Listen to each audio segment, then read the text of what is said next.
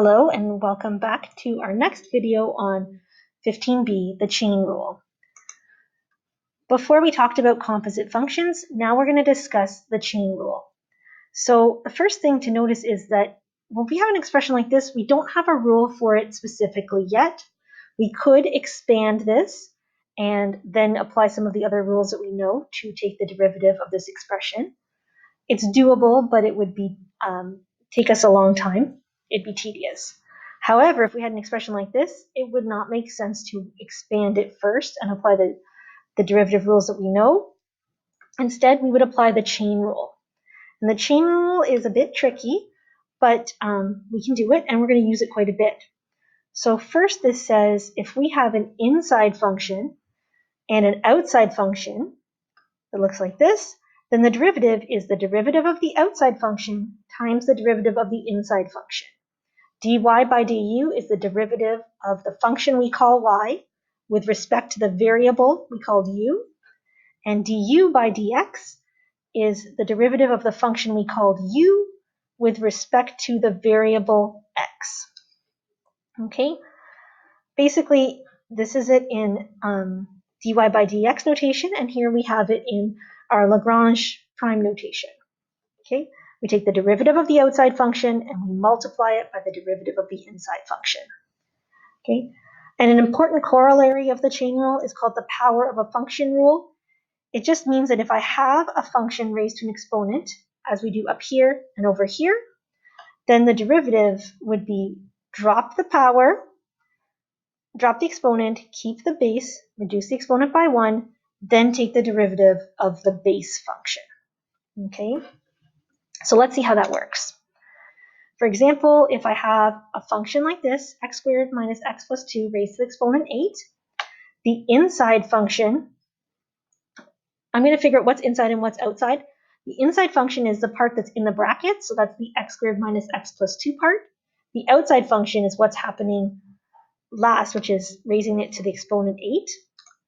And so I can say that y is a composite of f of g of x. And so if I want to apply the chain rule, I need to take the derivative of the outside part and multiply by the derivative of the inside part. So the derivative of the outside part means drop the 8, keep the base, reduce this exponent by 1, that's what's happening here, and then multiply it by the derivative of the inside part, which would be 2x minus 1 plus 0, or just 2x minus 1. Okay. And if I could simplify that further, I would. Right now, we would leave that. Another example, if we have 4x minus 5 squared, the inside is usually the part that's in the brackets. That would be the 4x minus 5. The outside would be raising this bracket expression to the exponent 2. So I would take the derivative of the outside by dropping the outside exponent, keeping the base function and reducing the exponent by 1, then the derivative of the inside function, which would just be 4 minus 0, and then I would tidy it up a little bit. Okay, I would multiply these two constant factors and I wouldn't need this exponent 1.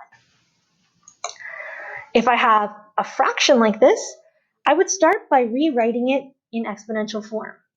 Okay, so I would say that this is the same as 5 minus 2x to the negative 1.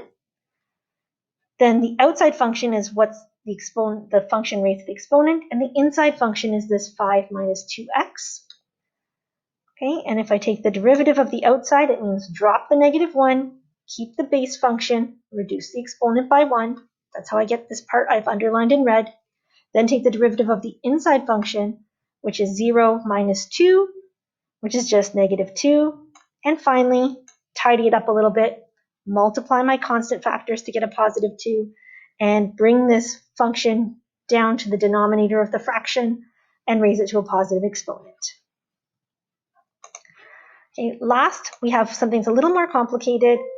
I'm going to just show you the whole function here. We need to rewrite in exponential form, and then we can drop the exponent, reduce by 1, take the derivative of the inside, and tidy up. Okay, remember to write negative exponents in the denominator and to rewrite fraction exponents as radicals. Thank you.